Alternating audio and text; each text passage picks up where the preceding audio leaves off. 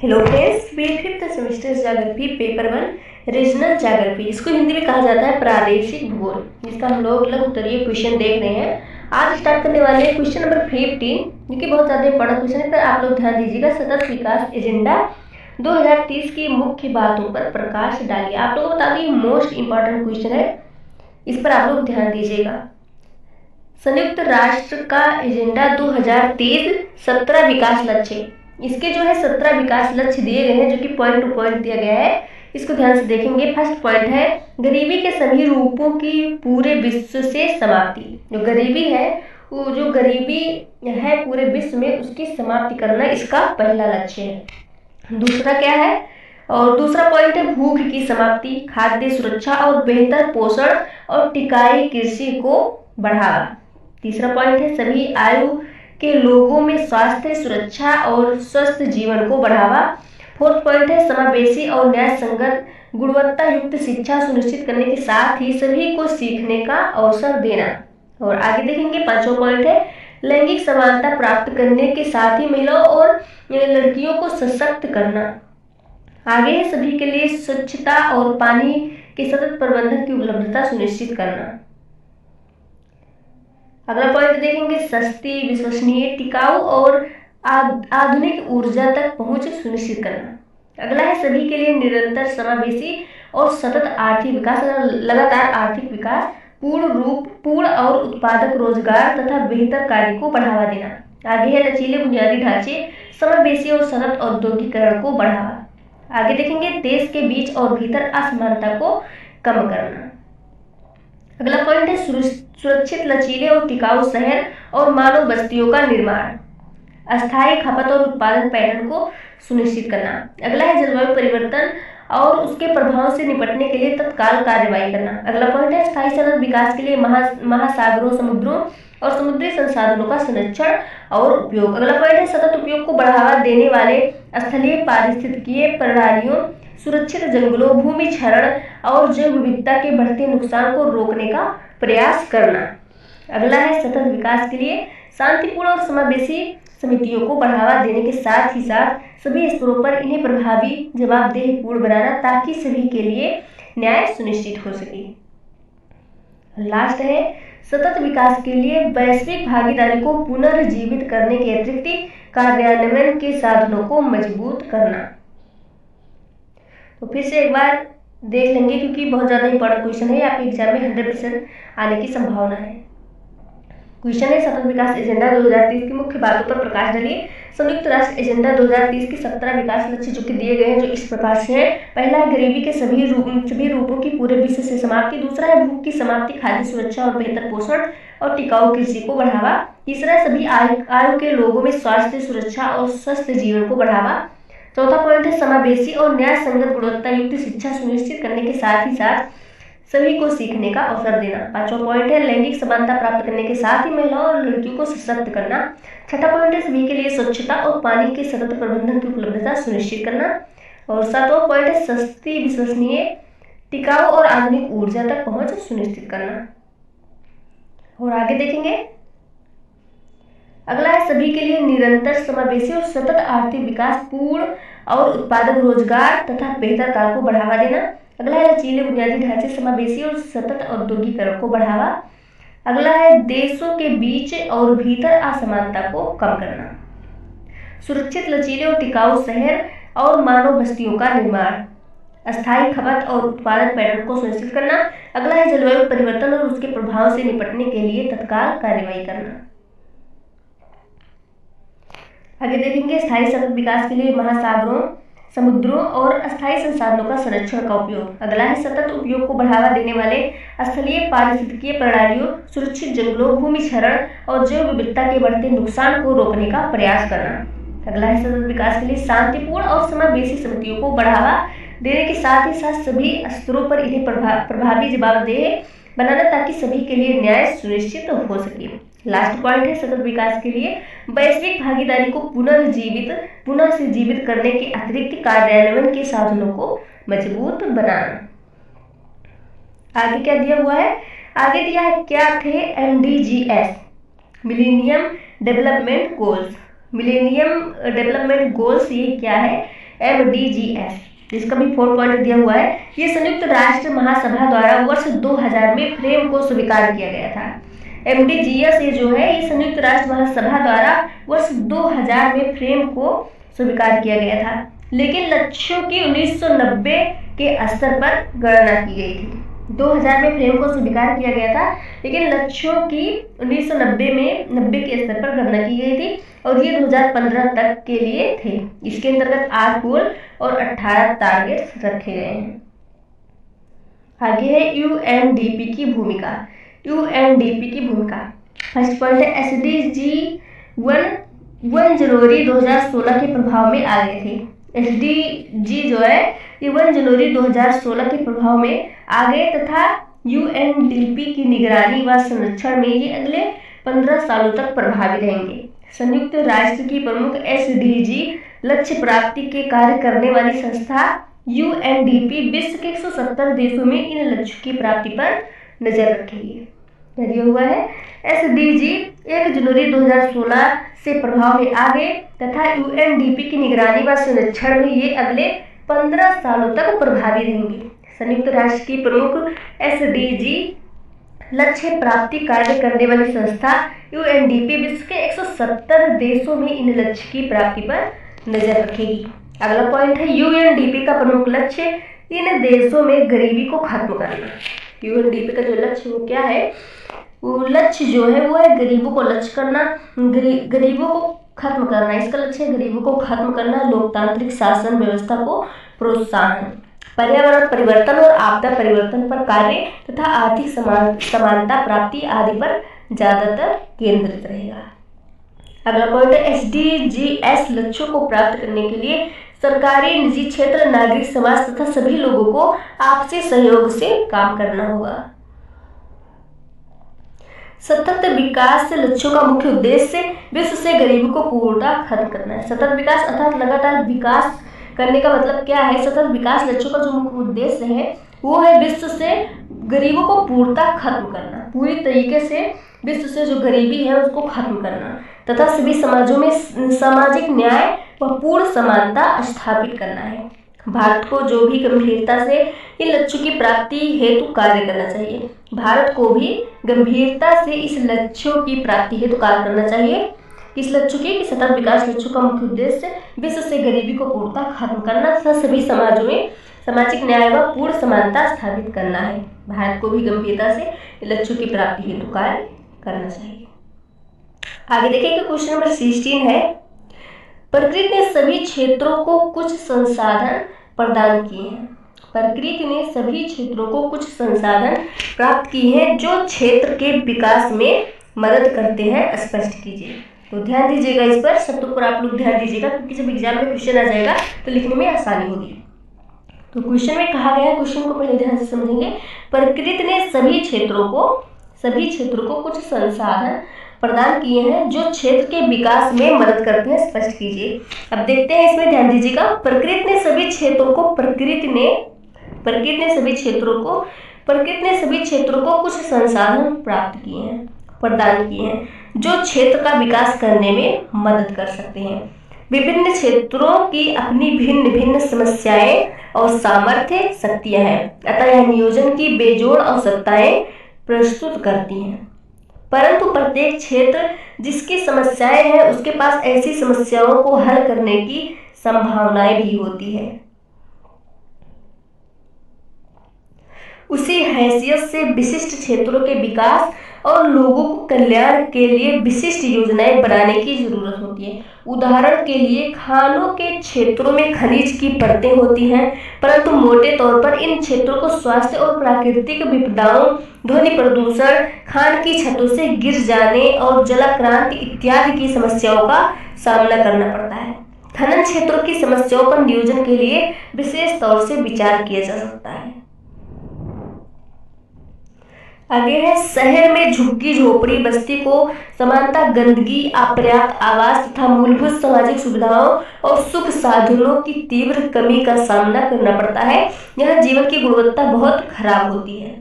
शहर में झुग्गी झोपड़ी बस्ती को सामान्यतः गंदगी, अपर्याप्त आवास तथा मूलभूत सामाजिक सुविधाओं और सुख साधनों की तीव्र कमी का सामना करना पड़ता है। यहाँ जीवन की गुणवत्ता बहुत खराब होती है क्योंकि ये लोग झुग्गी झोपड़ी में रहते हैं और स्वास्थ्य संकटों से भरी होती है। इसलिए स्थानीय क्षेत्र नियोजन में अनिवार्य आधारभूत ढांचे का प्रावधान होना चाहिए। औद्योगिक क्षेत्रों में देखेंगे, औद्योगिक क्षेत्रों को प्रदूषण की समस्याओं का सामना करना पड़ता है। औद्योगिक क्षेत्रों को प्रदूषण की समस्याओं का सामना करना पड़ रहा है, जबकि बाजार क्षेत्र संकुलन, भीड़ भाड़ और गंदगी से घिरे हैं। औद्योगिक क्षेत्रों को प्रदूषण की समस्याओं का सामना करना पड़ रहा है, जबकि बाजारी क्षेत्र संकुलन, भीड़ भाड़ और गंदगी से घिरे हैं। फलस्वरूप औद्योगिक क्षेत्रों के नियोजन में प्रदूषण नियंत्रण की प्राथमिकता होगी, जबकि बाजार क्षेत्रों की प्राथमिकता क्रय विक्रय के अन्य केंद्र विकसित करने की होगी, ताकि ये दबाव से निर्मुक्त हो सके और संतुलन व भीड़ भाड़ कम कर सके। कृषि क्षेत्रों में बाढ़ व सूखे, मृदा अपरदन, प्राकृतिक उर्वरा का काम होते जाना और भूमि मनुष्य अनुपात के कम होने की समस्या है, जबकि चारागाही क्षेत्रों में परास भूमि प्रबंध, घास भूमियों का खेतों में परिवर्तन इत्यादि की समस्याएं होती हैं। फसलों के प्रारूप में विविधीकरण, फसल उत्पादन क्षमता और बढ़ती हुई कृषि उत्पादकता कृषि नियोजन की प्राथमिकताएं हैं। जबकि पशुचारण क्षेत्रों में नियंत्रित चराई और प्रभावपूर्ण पराग, भूमि प्रबंधन और व्यापारिक पशुचारण की नियोजन प्राथमिकताएं होती हैं। विविध भौतिक व सामाजिक आर्थिक तंत्र वाले क्षेत्रों की अपनी अनूठी आवश्यकताएं होती हैं। ये आवश्यकता आधारित नियोजन संसाधनों की मांग करती हैं। उदाहरण के लिए पहाड़ी क्षेत्रों में अति प्रवण ढलानें, गहन घाटियां, मृदा की पतली परत और भूमि की तुलनात्मक रूप से निम्न स्तर की वहन क्षमता होती है। इसलिए पहाड़ी क्षेत्रों को अपने विकास के लिए वृक्षारोपण, बागवानी की प्रोन्नति, हर्बल और औषध युक्त पौधे, पारिस्थितिकी पर्यटन और छोटी जल विद्युत परियोजनाओं की आवश्यकता होती है। इसी प्रकार से मरुस्थलीय भूमि क्षेत्रों की विशेषता पानी की अत्यधिक कमी होने के कारण बहुत बड़े क्षेत्र का अनुत्पादन होना, बालू के टीले और ऊसर भूमि होती है। मरुस्थल विकास के लिए पानी की व्यवस्था नियोजन की सर्वोच्च प्राथमिकता है। भारत के थार क्षेत्र में इंदिरा गांधी नगर मरुस्थलीय विकास के लिए आवश्यकता आधारित योजना का उद्देश्य पूरा करती है। आगे देखेंगे क्वेश्चन नंबर 17 है, आवश्यकता आधारित नियोजन के 3 मुख्य बिंदु बताइए। आप लोग को बताती हूँ मोस्ट इंपॉर्टेंट क्वेश्चन है, ध्यान दीजिएगा आप लोग। आवश्यकता आधारित नियोजन के 3 मुख्य बिंदु। आवश्यकता आधारित नियोजन के 3 मुख्य बिंदु निम्नलिखित है। पहला है जल संग्रहण और प्रबंध, दूसरा है वनों की सुरक्षा और प्रोन्नति और तीसरा है जनजातीय समुदाय और वन्य जीव की सुरक्षा। अब देखेंगे इसको एक एक पॉइंट। आवश्यकता आधारित नियोजन की 3 मुख्य बिंदु निम्नलिखित है। पहला है जल संग्रहण और प्रबंध। ये क्षेत्र जल का वैज्ञानिक और विवेकपूर्ण उपयोग प्रदर्शित करते हैं। लेह के दूरस्थ ठंडे रेगिस्तान से थार के गर्म रेगिस्तान तक, मध्य भारत के पाठा क्षेत्र से केरल तक, केरल और तमिलनाडु के दूरस्थ स्थानों तक जल प्रबंध की तकनीकों ने इन क्षेत्रों में जीवन और भूदृश्य को बिल्कुल बदल दिया है। राजस्थान में अरवारी और मध्य भारत के पाठा क्षेत्र में टिकरिया के हाल ही के उदाहरण क्षेत्र के जल संसाधनों का संचालन करने के लिए स्थानीय लोगों की पहल है। भारत के प्रत्येक भाग में पारस्परिक जल संग्रहण और प्रबंधन की विधियां भी पाई जाती हैं। दूसरा, वनों की सुरक्षा व प्रोन्नति। इलाके में पारिस्थितिकी और जैवीय संतुलन बनाए रखने के लिए पौधों और पशुओं की सुरक्षा व प्रोन्नति की जरूरत होती है। लोग पौधों और पशुओं की सुरक्षा आंशिक रूप से धर्म की वजह से और आंशिक रूप से प्रचलित प्रथाओं और परंपराओं की वजह से कर रहे हैं। ये समुदाय के दीर्घकालिक हित में प्राकृतिक संसाधनों के विवेकपूर्ण उपयोग के लिए उदाहरण है। पीपल, नीम, तुलसी, बेरी जैसे पौधे हिंदू परंपरा में पवित्र हैं, जबकि खजूर, शाहबलूत, ओक, बरगद इस्लामी, ईसाई और बौद्ध परंपरा के क्रमशः पवित्र समझे जाते हैं। विभिन्न क्षेत्रों में पारिस्थितिक स्थितियां के आधार पर पौधों की सुरक्षा की जाती है, जैसे कि समुद्र तटीय क्षेत्रों में नारियल और केसुरीना, रेगिस्तान क्षेत्रों में खजूर और बेरी, और पहाड़ी क्षेत्रों में फलोद्यान। प्रोन्नति और सुरक्षा के लिए क्षेत्रीय प्रथाएं हैं। इससे मिलती जुलती परंपराएं पवित्र पशुओं जैसे गाय, बकरी, भेड़, ऊंट, सांप इत्यादि की सुरक्षा करने भी है। अगला है जनजातीय समुदाय और वन्य जीव की सुरक्षा। जनजातीय समुदाय और वन्य जीव दोनों को वृक्षोन्मूलन के सम्मुख विकास और उत्तरजीविका की समस्याओं का सामना करना पड़ रहा है। वन निवासियों ने वन्य जीवन की सुरक्षा की है। उदाहरण के लिए रजाजी नेशनल पार्क, उत्तराखंड के वन गुज्जर लोग, बस्तर के आबूझमाड़ लोग और नीलगिरी के टोडा लोग वन्य जीव संरक्षण में अपनी कौशल के लिए प्रसिद्ध है। तथापि इन वन निवासियों में से कुछ को अब बेदखल कर दिया गया है और उनका पुनर्वास उन क्षेत्रों में किया गया है जहां वनों तक इनकी कोई पहुंच नहीं है। ऐसा कर्नाटक में नागरहोल नेशनल पार्क में और उत्तराखंड के राजाजी नेशनल पार्क में हुआ है। जनजातीय लोगों का जुड़ाव और उनके वन अधिकारों की रक्षा अब वन्य जीव रक्षा बेहतर तरीकों के उपयोग के कारण हो रही है। क्वेश्चन नंबर 18 है, जो कि मोस्ट इम्पोर्टेंट क्वेश्चन है, एग्जाम में आपके 100% आएगा। रोस्टियो के मॉडल में परंपरागत समाज को किस प्रकार महत्व दिया? रोस्टियो की आर्थिक विकास की समस्याएं। रोस्टियो का मॉडल। कुछ अर्थशास्त्रियों ने अवस्था प्रणाली द्वारा आर्थिक वृद्धि को मापने का यत्न किया, जिसके कारण विकास प्रक्रिया में होने वाले परिवर्तनों का ऐतिहासिक दृष्टिकोण से विवेचन किया गया है। अर्थशास्त्रियों के इस वर्ग में लिस्ट, हिडलब्रांड, ग्रास, मार्क्स व रोस्टियो आदि प्रसिद्ध अर्थशास्त्री आते हैं। रोस्टियो ने आर्थिक विकास की प्रक्रिया को 5 अवस्थाओं में विभाजित किया है। पहला है परंपरागत समाज, दूसरा है आत्मस्फूर्त के पूर्व की अवस्था, तीसरा है आत्मस्फूर्त की अवस्था, चौथा है परिपक्वता की ओर तथा पांचवा है अत्यधिक उपभोग की अवस्था। रोस्टियो के आर्थिक विकास प्रक्रिया की जो 5 अवस्थाएं हैं इस प्रकार से: परंपरागत समाज, आत्मस्फूर्त के पूर्व की अवस्था, आत्मस्फूर्त की अवस्था, परिपक्वता की ओर तथा अत्यधिक उपभोग की अवस्था। सबसे पहले देखेंगे परंपरागत समाज। पहला है परंपरागत समाज। रोस्टियो के अनुसार परंपरागत समाज वो अवस्था है जिसके ढांचे का विकास न्यूटन पूर्व विज्ञान पर आधारित सीमित उत्पादन फलनों के भीतर होता है।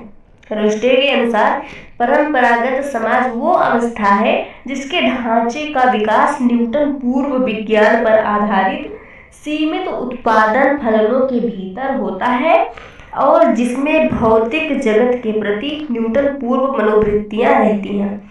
ऐसे समाज का सामाजिक ढांचा उत्तराधिकारवादी होता था, जिसमें परिवार तथा जाति संबंध प्रमुख भूमिका निभाते थे। राजनीतिक शक्ति समानता भूमिगत रईसों के हाथों में केंद्रित रहती थी। 75% से अधिक कार्यकारी जनसंख्या कृषि में लगी हुई थी। स्वाभाविक रूप से कृषि ही राज्य और शासनों की आय का मुख्य स्रोत तथा अपव्यय का साधन है। अगला है परंपरागत समाज की विशेषताएं। परंपरागत समाज की विशेषताएं क्या है? परंपरागत समाज में व्यापार की मात्रा और उसका क्षेत्र बराबर राजनीतिक एवं सामाजिक परिवर्तनों तथा केंद्रीय सत्ता की क्षमता पर आश्रित रहा है। परंपरागत समाज में व्यापार की मात्रा और उनका क्षेत्र बराबर राजनीतिक एवं सामाजिक परिवर्तनों तथा केंद्रीय सत्ता की क्षमता पर आश्रित रहा है। जनसंख्या और उनके रहन सहन का स्तर केवल फसलों पर ही नहीं बल्कि ये युद्ध एवं बीमारियों के प्रभाव पर भी निर्भर करता है। इस अवस्था में विभिन्न प्रकार के उत्पादन होते रहे, किंतु उत्पादकता का स्तर आधुनिक वैज्ञानिक प्रणालियों के उपयोग की कमी के कारण नीचा रहा है। ऐतिहासिक दृष्टिकोण से परंपरागत समाज, अब देखेंगे ऐतिहासिक दृष्टिकोण से परंपरागत समाज किस तरह से है, तो परंपरागत समाज में हम न्यूटन पूर्व के संपूर्ण विश्व को सम्मिलित करते हैं। ऐतिहासिक दृष्टिकोण में परंपरागत समाज में हम न्यूटन पूर्व के संपूर्ण विश्व को सम्मिलित करते हैं, जैसे चीन में राजवंश, मध्य पूर्व की सभ्यता, मेडिटेरियन एवं मध्य यूरोप का विश्व। इसमें हम न्यूटन के बाद के ऐसे समाज को भी सम्मिलित करते हैं जिस पर मनुष्य की नई क्षमताओं का कोई प्रभाव नहीं पड़ा और आर्थिक परिस्थितियों को अपने लाभ के अनुसार प्रयोग में ला सकने में असमर्थ रहे।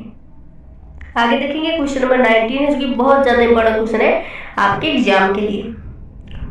ये मोस्ट इंपॉर्टेंट क्वेश्चन है, ध्यान दीजिएगा आप लोग। रेस्टे के अनुसार आत्मस्फूर्ति से पूर्व की अवस्था की मुख्य शक्तियां। आत्मस्फूर्ति के पूर्व की अवस्था देखते हैं, इस अवस्था में सतत वृद्धि, लगातार वृद्धि की पूर्व स्थितियों का निर्माण होता है। आत्मस्फूर्ति के जो पूर्व की अवस्था है इसकी बात हो रही है। इस अवस्था में सतत वृद्धि की पूर्व स्थितियों का निर्माण होता है। सतत वृद्धि के लिए पूर्व स्थितियां ब्रिटेन एवं पश्चिम यूरोप में 15वीं शताब्दी के अंत तथा 16वीं शताब्दी के प्रारंभ से उत्पन्न हुई थी। उस समय मध्य युग का अंत एवं आधुनिक युग का प्रादुर्भाव हुआ था। पूर्व स्थितियों को प्रोत्साहन करने वाली 4 शक्तियां हैं, जो कि इस प्रकार से है। पहला है नव राजतंत्र, दूसरा है ईसाई धर्मोन्दोलन, तीसरा है नव जागरण एवं चौथा है नव जगत। पूर्व स्थितियों को प्रोत्साहित करने वाली 4 शक्तियां हैं, नव राजतंत्र, ईसाई धर्मांदोलन, नव जागरण एवं नव जगत। इन शक्तियों ने धर्म के स्थान पर तर्क को जन्म दिया तथा सामंतवाद का अंत हुआ। इसने नवीन आविष्कारों को जन्म दिया। रोस्टेव के अनुसार सतत प्रौद्योगिकीकरण के लिए पूर्व स्थितियां 3 औद्योगिक क्षेत्रों में परिवर्तन की अपेक्षा रखती हैं। रोस्टेव के अनुसार सतत औद्योगिकीकरण के लिए पूर्व स्थितियां, पहले की जो स्थितियां हैं 3 औद्योगिक क्षेत्रों में परिवर्तनों की अपेक्षा रखती हैं। पहला है सामाजिक उपरिव्यय का निर्माण, दूसरा है कृषि में तकनीकी क्रांति और तीसरा है आयातों का विस्तार करना।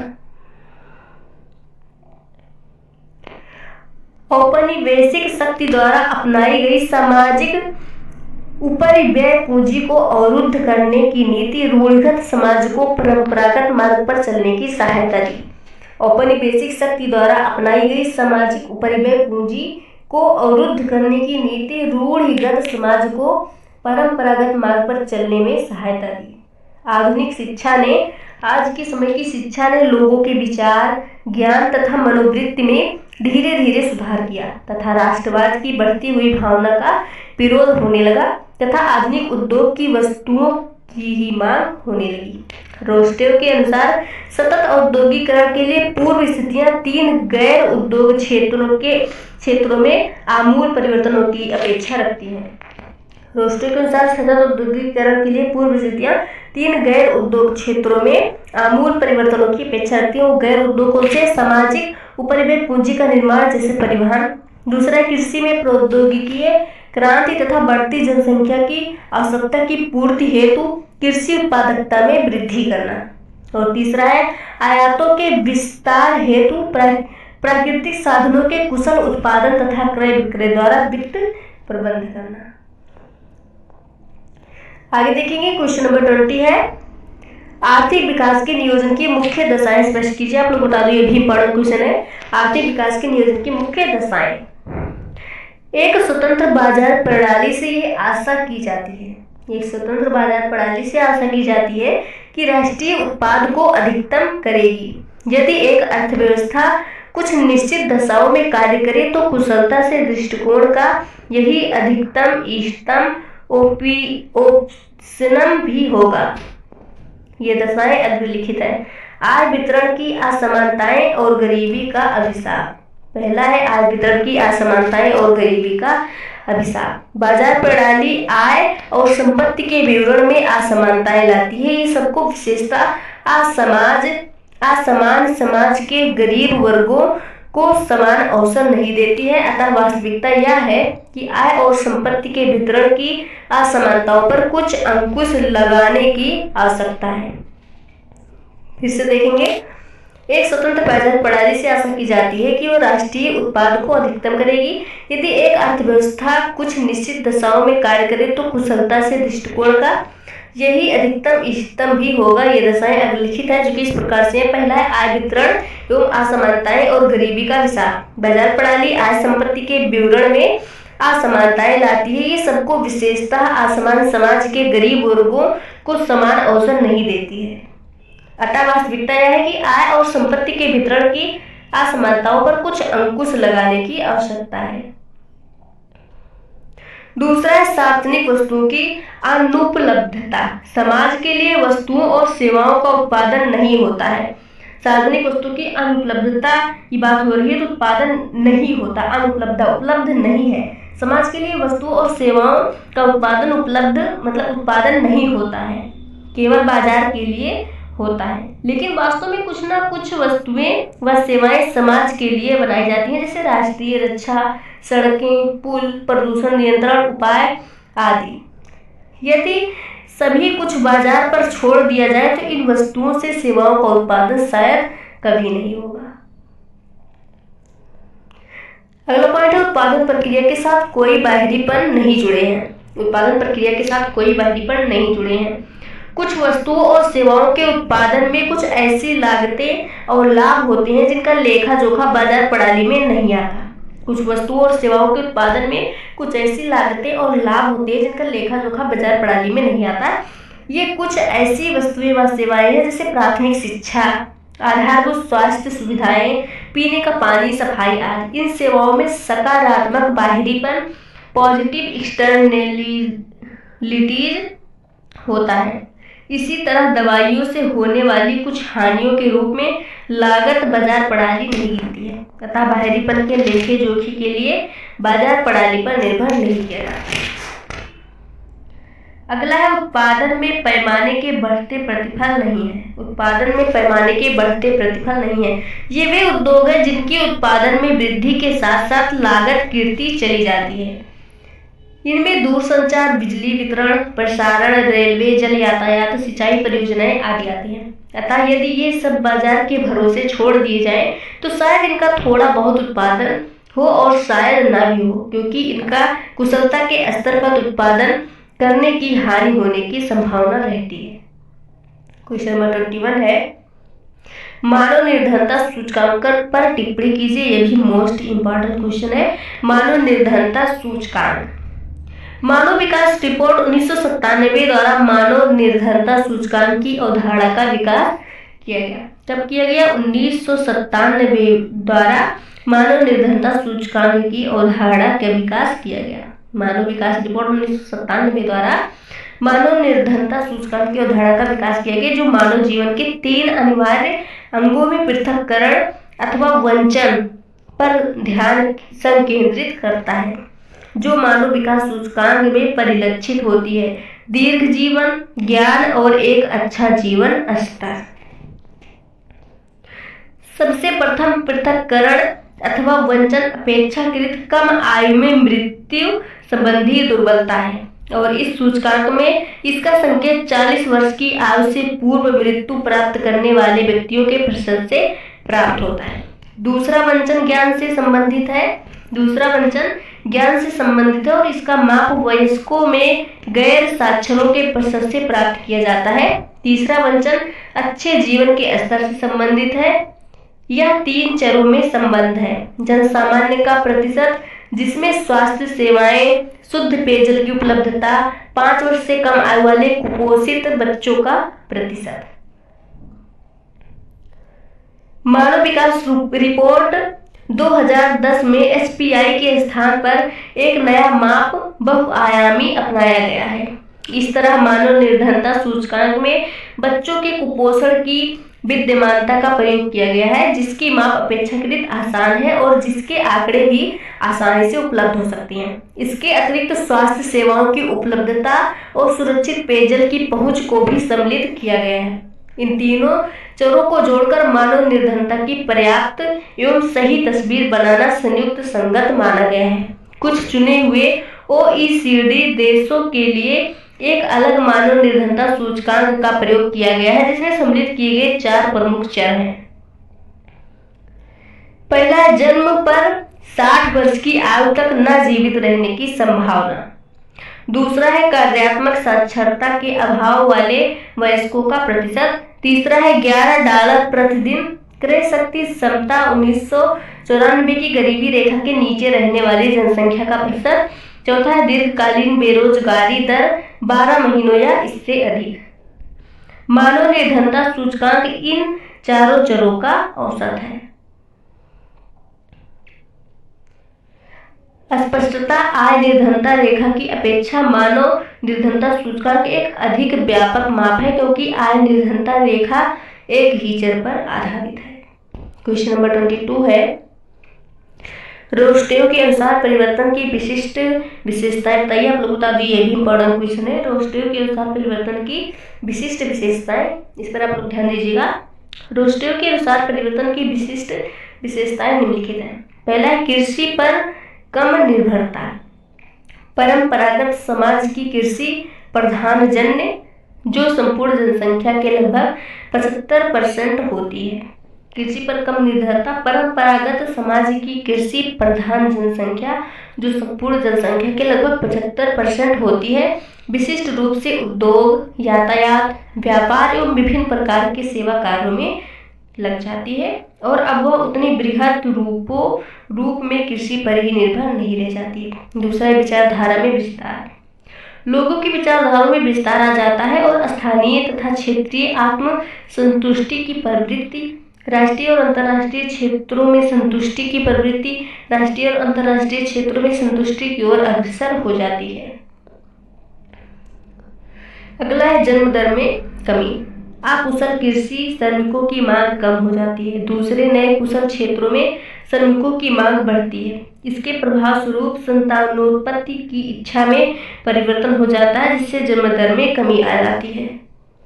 चौथा है सार्वजनिक कार्यों में व्यय। भूस्वामियों के हाथ से केंद्रित आय इस काल में विकेंद्रित होते दिखने लगती है और ऐसे हाथों में जाने लगती है जहां सड़कों, रेलों व पाठशालाओं के निर्माण व विस्तार में खर्च किया जाता है। पांचवा है व्यक्तिगत योग्यता का महत्व। लोगों की प्रतिष्ठा अब उनकी संबंधित जाति, उनके धर्म, समाज एवं संघ के कारण न होकर उनकी व्यक्तिगत योग्यता के कारण होने लगती है। परिवर्तनों का विश्लेषण। उपर्युक्त परिवर्तन का आर्थिक प्रभाव यह होता है कि विनियोग दर एवं प्रति व्यक्ति पूंजी में वृद्धि हो जाती है और वो जनसंख्या में वृद्धि दर को पीछे कर देती है। विनियोग राष्ट्रीय आय के 10% या इससे अधिक होने लगता है। इसके फलस्वरूप उत्पादन क्रियाओं, जोखिम उठाने की प्रवृत्ति एवं कार्य करने की विधियों में अपार परिवर्तन होने लगते हैं और ये परिवर्तन बहुत ही प्रभावशाली होते हैं। क्वेश्चन नंबर 23 है, रोस्टेव के असंतुलित विकास की आलोचना प्रस्तुत कीजिए। आप लोग बता दी, एक मोस्ट इंपॉर्टेंट क्वेश्चन है, ध्यान दीजिएगा आप लोग। असंतुलित विकास की आलोचना। असंतुलित विकास की आदर्श विधि नहीं है जिसके आधार पर देश का विकास किया जा सके। इसकी प्रमुख आलोचनाएं निम्नलिखित हैं। पहला है समाजवादी अर्थव्यवस्था में कम महत्व। पहला पॉइंट है समाजवादी अर्थव्यवस्था में कम महत्व। असंतुलित विकास का समाजवादी अर्थव्यवस्था में बहुत कम महत्व है।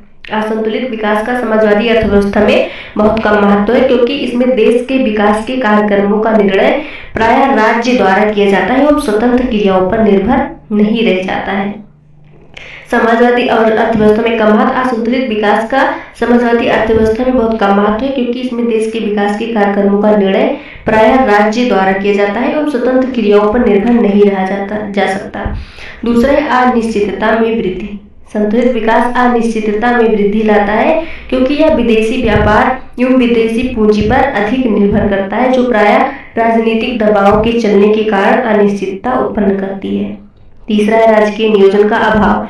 असंतुलित विकास में राज्य के कार्य क्षेत्र को विशेष महत्व नहीं दिया गया है। असंतुलित विकास में राज्य के कार्य क्षेत्र को विशेष महत्व नहीं दिया गया है। इसमें राजकीय नियोजन का अभाव रहता है और स्वतंत्र बाजार प्रेरणाएं ही नियोजन के लिए पर्याप्त नहीं मानी जाती हैं। वास्तव में असंतुलित विकास के लिए राजकीय नियोजन आवश्यक है, जबकि उसका अभाव इसमें पाया जाता है।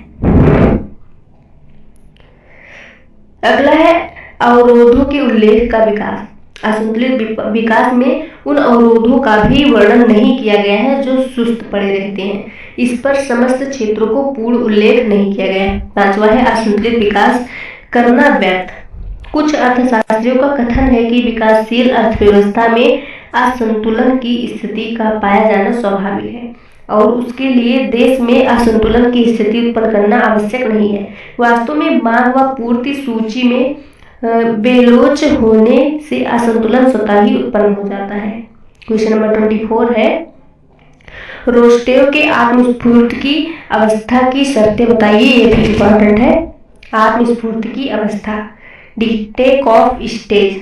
रोस्टेव का मत है कि एक समाज के जीवन में आत्मस्फूर्ति एक बड़ा जलाशय है और जब विकास अपनी सामान्य स्थिति में आ जाता है तो आधुनिकीकरण की शक्तियां संस्थाओं के विरुद्ध संघर्ष करने लगती हैं तथा समाज के ढांचे में चक्रवृद्धि ब्याज का निर्माण हो जाता है। आत्मस्फूर्ति एक औद्योगिक क्रांति है जो उत्पत्ति के साधनों में परिवर्तनों के साथ जुड़ी रहती है। आत्मस्फूर्ति की समयावधि छोटी मानी गई है जो लगभग 2 दशाब्दियों तक रहती है। रोस्टेव ने उनके लिए अग्रलिखित आत्मस्फूर्ति की तिथियां दी हैं। देश दिया हुआ है और आत्मस्फूर्ति वर्ष, भारत व चीन इसका वर्ष है 1952, तुर्की का 1973, अर्जेंटीना का 1935, कनाडा का 1896 से 1914, रूस का 1890 से 1913, जापान का है 1878 से 1900, स्वीडन का 1868 से 1890 आत्मस्फूर्ति वर्ष है, जर्मनी का 1850 से 1873, अमेरिका का 1843 से 1860, बेल्जियम का है 1833 से 1860, फ्रांस का 1830 से 1860, ब्रिटेन का 1783 से 1803। आत्मस्फूर्ति की शर्तें। आत्मस्फूर्ति की कुछ शर्तें हैं। आत्मस्फूर्ति की निम्नलिखित संबद्ध किंतु आवश्यक शर्तें हैं। पहला है विनियोग दर को राष्ट्रीय आय के 5% या बढ़ाकर 10% से अधिक करना। दूसरा है वृद्धि की ऊंची दर वाले एक या अधिक क्षेत्रों का विकास करना। तीसरा है राजनीतिक, सामाजिक एवं संस्थागत ढांचे का विस्तार करना। प्रायः समाज को इस बात के लिए प्रेरित किया जाता है कि वो आत्मस्फूर्ति के दौरान नवीनीकृत क्षेत्रों के लिए आधुनिक तकनीक के ढंगों का विस्तार करने पर अपने प्रयत्नों का केंद्रीकरण करे।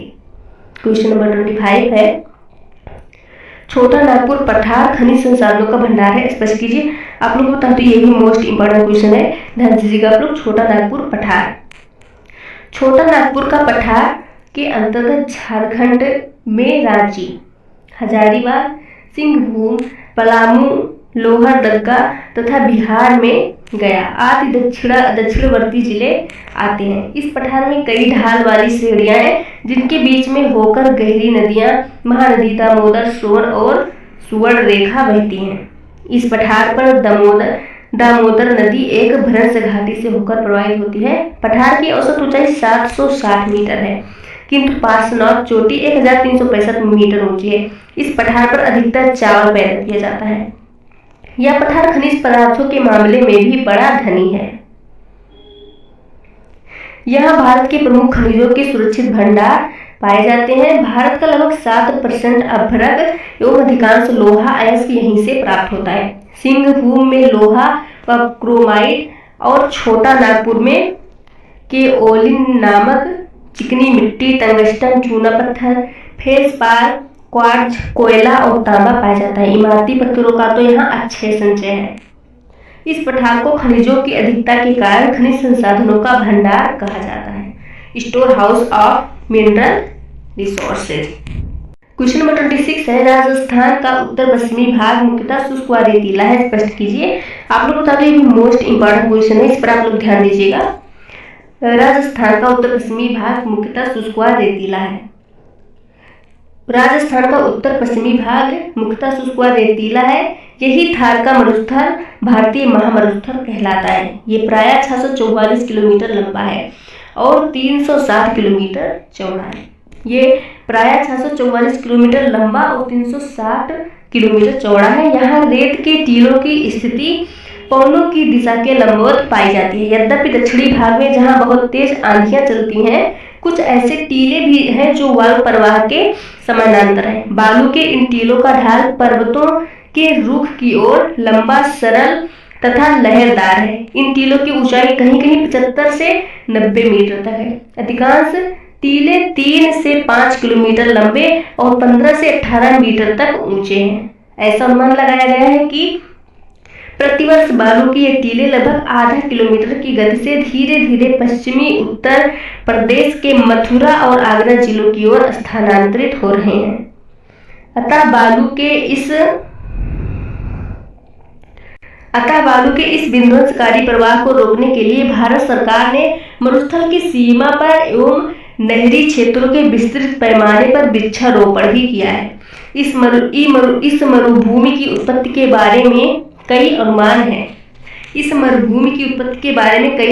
साधारणतः इस भूमि की अत्यधिक शुष्कता ही इसका मुख्य कारण है। कच्छ की खाड़ी की ओर से आने वाला दक्षिण पश्चिमी मानसून अपने साथ समुद्र तट तथा सिंधु के बेसिन से बालू मिट्टी लाकर इस भाग में यत्र तत्र बिखेर देता है। ऊंची भूमि के अभाव में वाष्प युक्त पवनों द्वारा वर्षा ही नहीं होती, परंतु अत्यधिक ताप के कारण वाष्पीभवन क्रिया ही अधिक हो जाती है। अतः जल द्वारा बालू समुद्र तक बहाकर पुनः नहीं ले जाई जाती, जिससे इसकी मात्रा में निरंतर वृद्धि होती जाती है। इसके अतिरिक्त यहाँ ताप परिसर भी अधिक रहता है, तथा निरंतर अपक्षय के प्रभाव से इससे पर्याप्त मात्रा में बालू के कण बनते रहते हैं, जो पवनों द्वारा यत्र तत्र बिखेर दिए जाते हैं। इस भाग की मुख्य नदी लूनी और सहायक जोजरी, बांडी, खारी और सुखड़ी है। ये मरुस्थलीय प्रदेश नितांत ही वृक्ष रहित नहीं है। अनेक स्थलों पर मरुद्यान भूमिगत जल स्रोत पाए जाते हैं, जहां अनेक नगरों का विकास हुआ है। जोधपुर, जैसलमेर, जालौर, बिलारा, बालोतरा, रामगढ़, पोखरण, बीकानेर, बाड़मेर आदि यहाँ के प्रमुख नगर हैं। लूनी नदी बेसिन भी अपने आप में विशाल मरुदान ही है। मरुस्थलीय प्रदेश में खारे जल की मुख्य झीलें जैसे सांभर, लूनक, रनसर, डीडवाना, पंचभद्रा आदि पाई जाती है। इसके अतिरिक्त बीकानेर जिले में जिप्सम, लिग्नाइट, कोयला और जोधपुर जिले में संगमरमर और मुल्तानी मिट्टी मिलती है। जैसलमेर जिले में पेट्रोलियम एवं प्राकृतिक गैस के भंडार मिले हैं। अतः अब मरुस्थलीय क्षेत्र का खनिज की दृष्टि से महत्व बढ़ता जा रहा है। इंदिरा गांधी नहर, भाखड़ा बांध की नहरें और गंगा नहर के कमांड क्षेत्र के विकास के साथ साथ अधिकांश थार भूमि का कार्यकलाप होता जा रहा है। तो ये थे हमारे B5th सेमेस्टर ज्योग्राफी पेपर 1 के लघु उत्तरीय क्वेश्चन, जो कि आपके एग्जाम के लिए बहुत ज़्यादा इंपॉर्टेंट है। तो ये हमारे कंप्लीट हो गए हैं। तो फ्रेंड्स, अगर आप लोगों को वीडियो पसंद आती है तो please like, subscribe and share.